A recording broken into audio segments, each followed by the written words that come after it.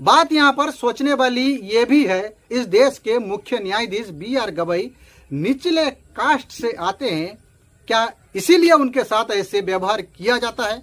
आज उस बात का अंदाजा लगाया जा सकता है जब 2018 में देश के इतिहास में पहली बार सुप्रीम कोर्ट के 4 जज।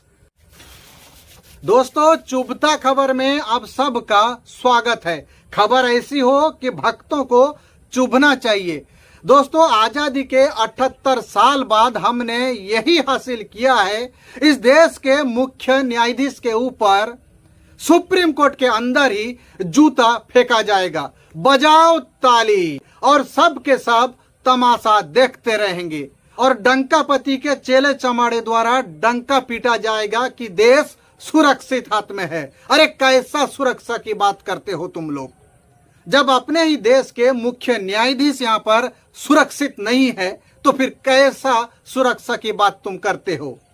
जी हाँ दोस्तों, आज सुप्रीम कोर्ट के मुख्य न्यायाधीश बी.आर. गवई द्वारा एक मामले की सुनवाई करते वक्त एक वकील ने उनके ऊपर, मतलब मुख्य न्यायाधीश के ऊपर जूता फेंकने की कोशिश की। हालांकि उस वकील को धर दबोचा गया।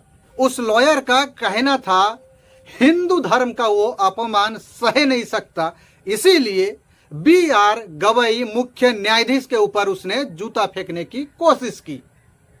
कहां से आता है ऐसे हिम्मत? इनके ऊपर किन लोगों का हाथ हो सकता है, आप लोग अंदाजा लगाइए।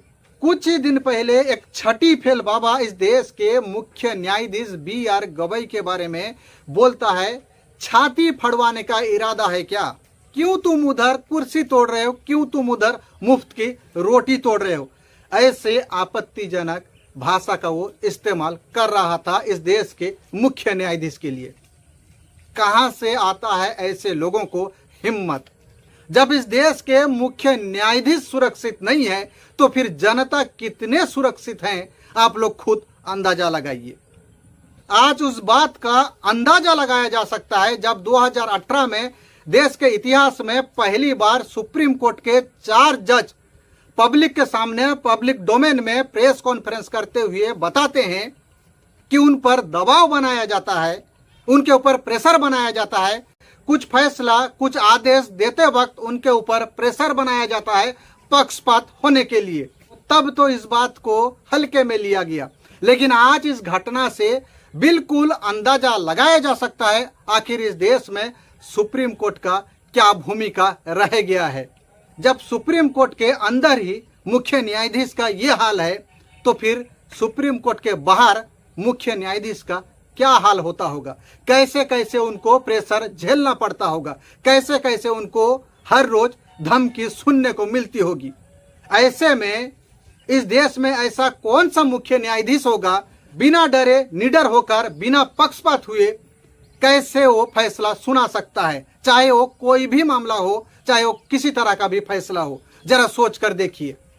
बात यहाँ पर सोचने वाली ये भी है, इस देश के मुख्य न्यायाधीश बी.आर. गवई निचले कास्ट से आते हैं, क्या इसीलिए उनके साथ ऐसे व्यवहार किया जाता है? अगर निचले कास्ट होने के वजह से ऐसा व्यवहार किया जाता है तो फिर बहुत ही बड़ा इशू है। अगर इस देश के मुख्य न्यायाधीश का निचले कास्ट होने के वजह से यह हाल है तो फिर इस देश में जो लोग निचले कास्ट से आम जनता आते हैं, निचले कास्ट के आम जनता हैं, उनके साथ क्या व्यवहार किया जाता होगा? हालांकि ऐसे कई मामला हर रोज देखने को मिलता है, निचले कास्ट के लोगों के साथ क्या व्यवहार किया जाता है, लेकिन बताने का मतलब यही है मुख्य न्यायाधीश का ये हाल है इस देश में, तो फिर सोच के देखिए। तो इस मामले को लेकर आप लोगों का क्या सोचना है, कमेंट में बता सकते हैं। जय हिंद।